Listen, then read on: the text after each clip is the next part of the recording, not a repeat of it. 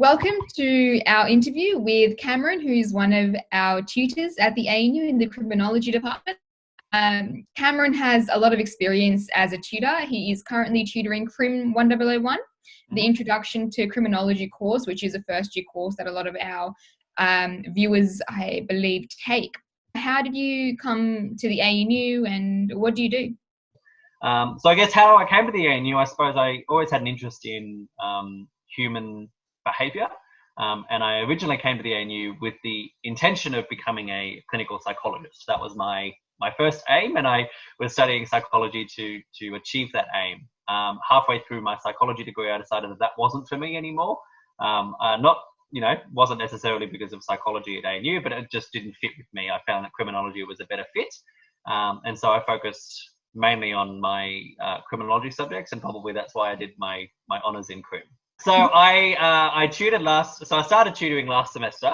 Last year, first semester, and I did an introduction to criminology. So it was Crim 1001, which is the criminological imaginations course.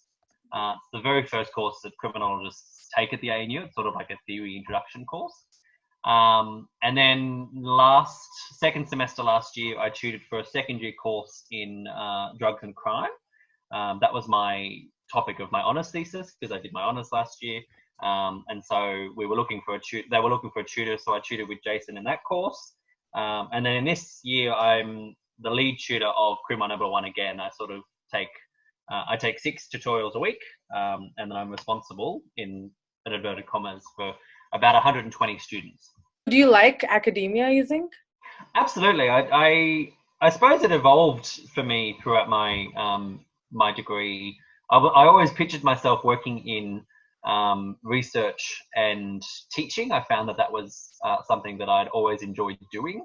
I always found the challenge of finding out something new and the challenge of finding the unknown and making it known. That was always a driving factor for me. And then obviously I started tutoring first semester 2019, and I fell in love with it. I fell in love with engaging with students and engaging with their imaginations and seeing, trying to mold them into the future criminologists that we obviously will rely on, when they graduate. As students, we often tend to idolize our lecturers, professors, and tutors as well. But clearly, it seems like you two are real people. Oh, absolutely. Based on what you've told us, like you started off with aiming to be a clinical psychologist, and then you changed, which is a story of a lot of other students, and I'm sure a lot of people will relate to that. Absolutely. So, as a tutor, do you find you sometimes feel that students have certain misconceptions about you as a tutor, or do you find that students have, are able to form a good rapport with you in classes at the ANU? Yeah, great question. And adding to that, what are some of the most common misconceptions you find students have with tutors? Yeah, absolutely. Great questions. Tough questions as well, which is good.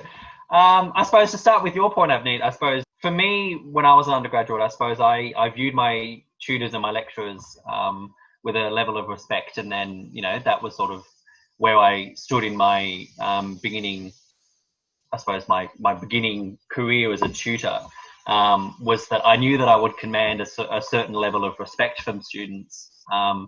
And for some people that would have become a little bit of, or would have been a little disconcerting, a little confronting, that they would have this amount of perceived power in the students' eyes. But I suppose for me, the biggest misconception, coming back to Nadia's point, that a lot of students think that we're this unapproachable, cold, distant part of academia that doesn't care about our students. But in actual fact, I love talking to students, and I love getting their opinions, and I love engaging with them one-on-one. Another misconception, I think, is that we don't care about our students, when in actual fact, students for me are, it's their education that I'm providing. And if I'm not explaining something right, and it takes me an extra 15 minutes because they ask a question, that I don't begrudge them for that, because ultimately I'm providing a service to them. I'm providing their education.